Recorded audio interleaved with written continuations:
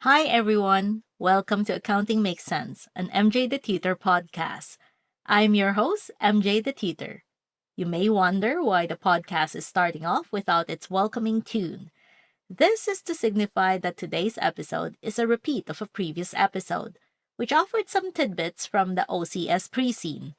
As you may already know, the pre-scene material for May is shared with August. So, as we are dealing with the same pre-scene material, it goes without saying that the tidbits would be the same. Anyway, I hope you've had a chance to read through the pre-scene material that has been out for a while now, and your exam preparations are going well. Herewith the episode titled Tidbits from the OCS Pre-Scene, May 2025.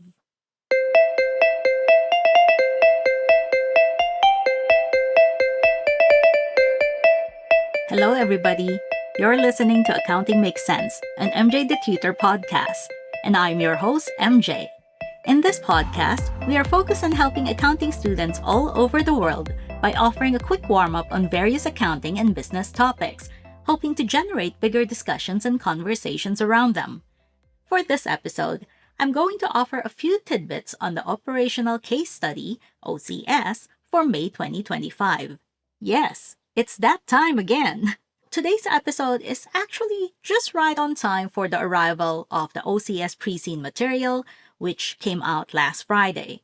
These tidbits are like clues into the world of the pre-scene company. All it is are really quick and fast intakes of the pre-scene material. I've only had the weekend to actually read through it. These are just my fresh thoughts. I always believe that as you read the pre-scene more and more, you'll get more insights out of it. Anyway, let's start off with the background information. Our pre-scene company is a company called Halfpenny, which is a company specialized in producing and selling packaged bread. So our first tidbit to share for today is on profitability pressure on high volume products. So Halfpenny, we know, is doing bread production.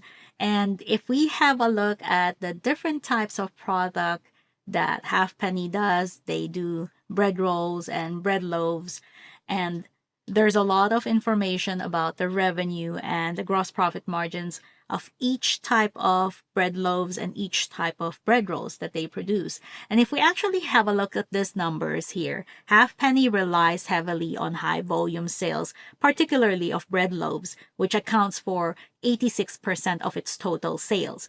However, profitability across different loaf types varies significantly.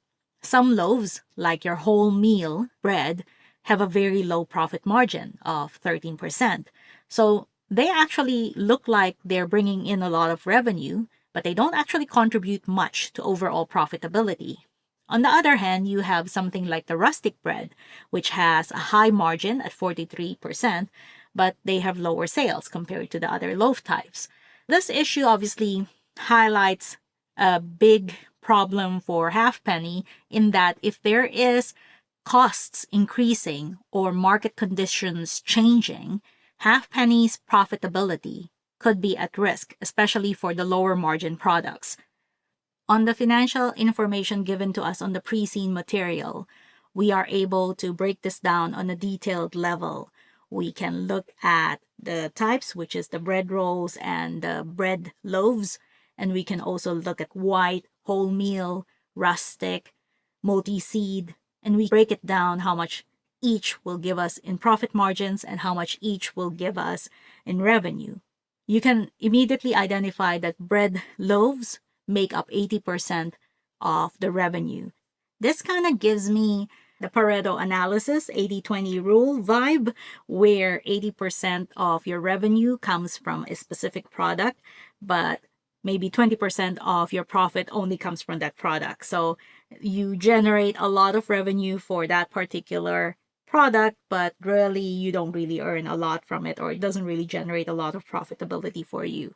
So we got to be careful about that. A couple of things that we could probably use here, or at least topics that are going to be touched upon by this problem or issue, could be product mix optimization, looking at the different types of product offering, how to push some of the products more, obviously the higher margin ones as compared to the lower margins. I don't think we are able to actually just discontinue the lower margins because they are obviously part and parcel of the revenue stream.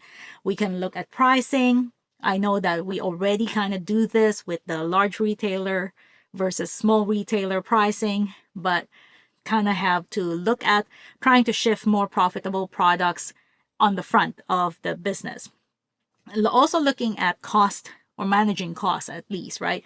It is going to be problematic if there's any cost increases on your labor, on your raw materials, because it could actually turn some of your products unprofitable.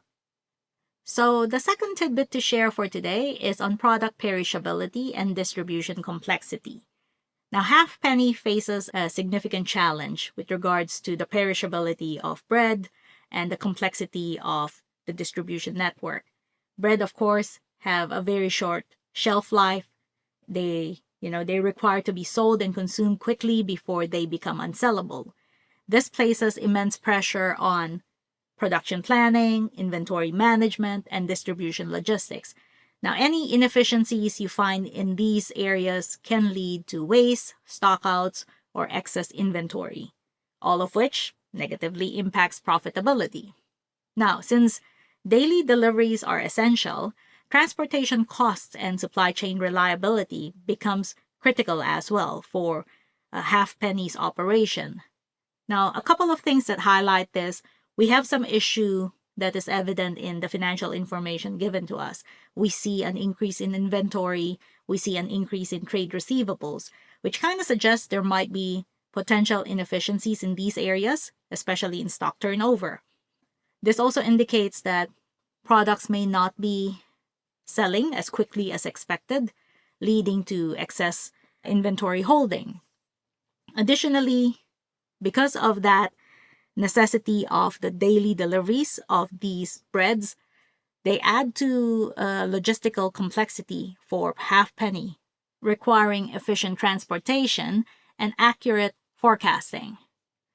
Some of the things to look at with regards to topics that may be covered by this issue would be perhaps inventory management systems. So just-in-time inventory system comes to mind when it looks at minimizing inventory holding and waste. I would also perhaps look at using technology to help us with supply chain optimization. There are some software that you can use to streamline the delivery process or reduce transportation costs and that kind of thing. Trying to improve demand forecasting techniques to align our production better with the actual trend of sales. Something else as a topic, maybe working capital management might be covered here because of the increase in inventory days, looking at it as a KPI for us to just make sure that we don't carry excess inventory. We also might have a look at better payment terms with our suppliers to try and improve cash, to try and reduce financial strain, if ever it comes to that. So the last tidbit to share for today is on capital intensity and modernization requirements. Halfpenny operates in a capital-intensive industry, requiring significant investment in plant, equipment, and infrastructure to maintain efficiency. If the company does not modernize its production facilities, it risks higher costs, lower productivity, and potential competitive disadvantages.